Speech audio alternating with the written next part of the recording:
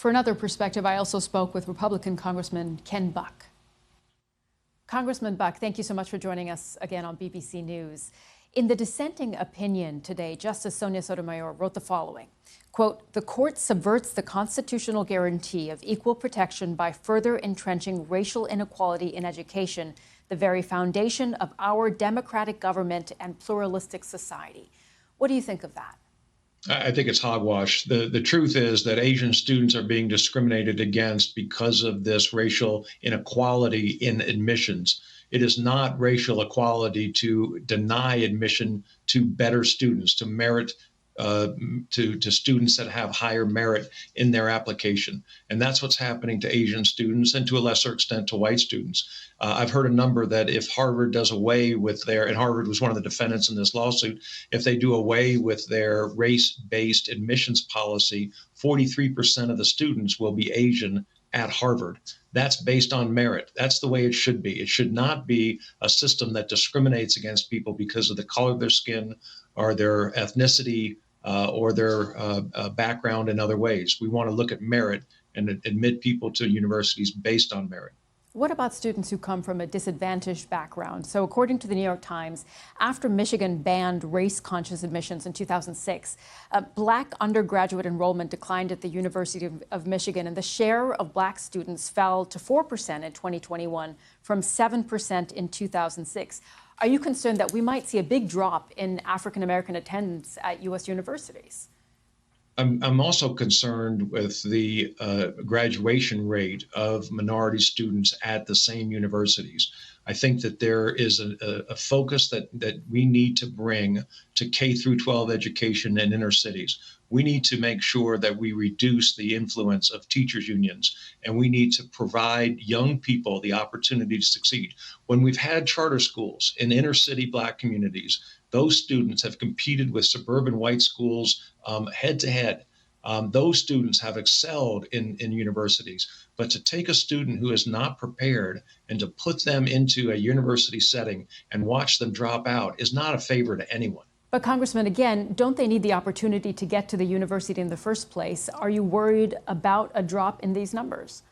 I'm not worried about a drop in these numbers. What I think we need to do in America is to focus on the K through 12 education and give people a real opportunity, not a fake opportunity, and not an opportunity that comes at the cost of someone else who has worked harder, who has achieved better grades, who is more qualified and prepared for the university. That's not what we do, and that's not what we stand for in this country. We don't want to discriminate against people based on race. We spoke to Secretary of Education Miguel Cardona earlier, and I want to play to you what he told us. This is what he said. In our country, unfortunately, as the president said, there still is discrimination. We still have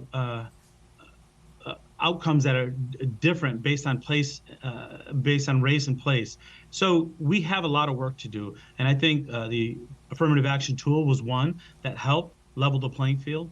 And I still believe that we have the responsibility to make sure that our campuses are diverse, because the learning is better in environments that are diverse. What responsibility, Congressman, do you think universities have to ensure that there are diverse learning environments?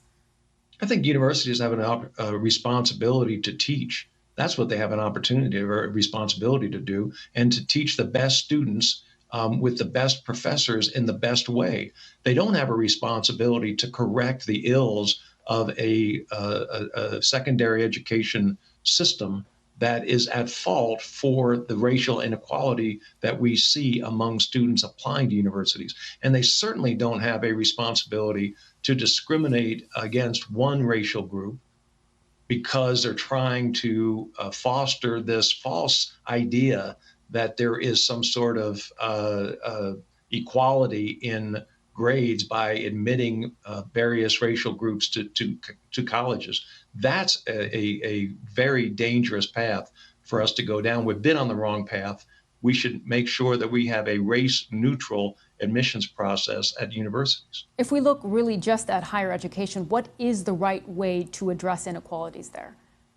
Well, inequality in what? Inequality in education, inequality in family background, inequality in community support. Well, what inequality are you trying to address? Because the Asian student that doesn't get admitted to Stanford, doesn't get admitted to Berkeley, doesn't get admitted to Madison, Wisconsin, doesn't get admitted to Harvard, that Asian student is feeling a great inequality in how they are treated in the admissions process.